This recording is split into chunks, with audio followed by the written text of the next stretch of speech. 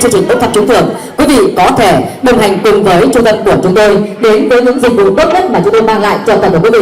Trị giá của giải thưởng có thể lên đến hàng chục triệu đồng ngày hôm nay. Một lần nữa xin phép được trân trọng kính mời toàn thể quý vị chúng ta nhanh chóng ổn định chỗ ngồi để chuẩn bị cho chương trình lễ khai trương của trung tâm. Mất việc chăm sóc bản thân, và vì thế sắc đẹp của mỗi con người chúng ta ngày một trở nên kém hơn. Trong cuốn sách 100 điều dặn dò về cội nguồn cuộc sống viên mãn mạnh khỏe của một thầy thuốc 102 tuổi tại Trung Hoa Đại Lục có nói rằng cội nguồn của sắc đẹp là sức khỏe, cội nguồn của sức khỏe là dưỡng sinh, và cội nguồn của dưỡng sinh là dưỡng tâm.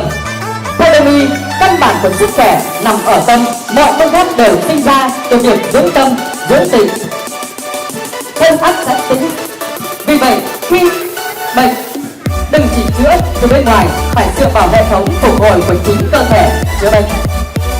Đông Y cho rằng ba thành phần quan trọng nhất trong sinh bệnh chính là tinh, khí và thần, hay còn gọi là sinh mệnh tam bảo.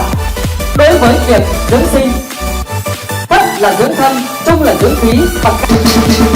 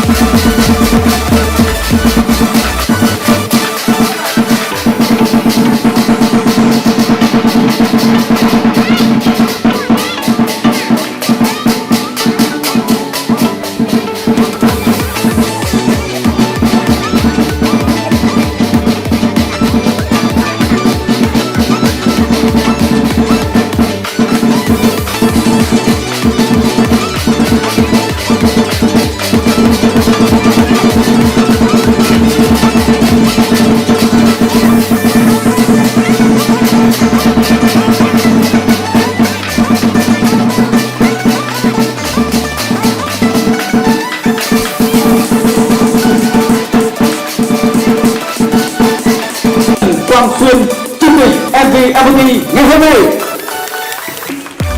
Và xin được chào đón chuyên diện của ông Trịnh Ngọc Lai, chủ nhiệm bộ môn xoa bóp bấm huyệt. Trân trọng giới thiệu chuyên diện của ông Đỗ Văn Tới, chủ nhiệm bộ môn tác động cuộc sống. Và ngày hôm nay trân trọng giới thiệu một thành viên mới của chúng ta là hai người được sở hữu đúng dậy để chào đón quý vị. Xin được trân trọng giới thiệu bà Võ Thị Huyền, chủ cơ sở Spa MV 29 Bế Ba Đàn, Hà Đông. Trân trọng giới thiệu bà Nguyễn Mai Hương, đồng chủ sở hữu Spa MV số 29 Bế Ba Đàn, Hà Đông ngày hôm nay. Một lần nữa chúng ta hãy dành những tràng đêm nồng nhiệt để chào đón toàn thể quý vị đã có mặt tại trung tâm ngày hôm nay. Xin được cảm ơn toàn thể quý vị.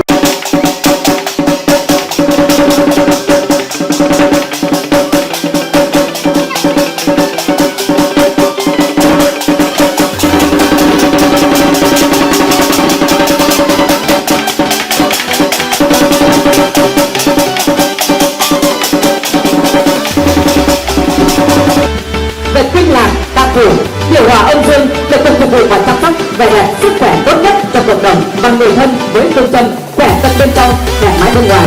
Với sự hiệu quả của các hạng mục được tin tưởng của cộng đồng, đến nay hệ thống của ta dưỡng tâm đô thị đã và đang từng bước mở rộng tại Hà Nội cũng như các tỉnh thành với tầm nhìn chiến lược và sự phát triển mạnh mẽ, là chuỗi spa dưỡng sinh hiệu quả nhất Việt Nam hiện nay.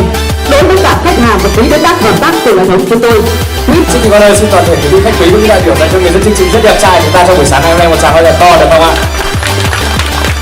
Và kính thưa toàn thể các anh chị, hôm nay là một ngày sáng thứ Bảy rất là đẹp trời đúng không ạ? Và tôi thì được lời mời đến dự khai trương tại 209 Bế Ba Đàn của mình trong một tâm trạng rất là hân hoan.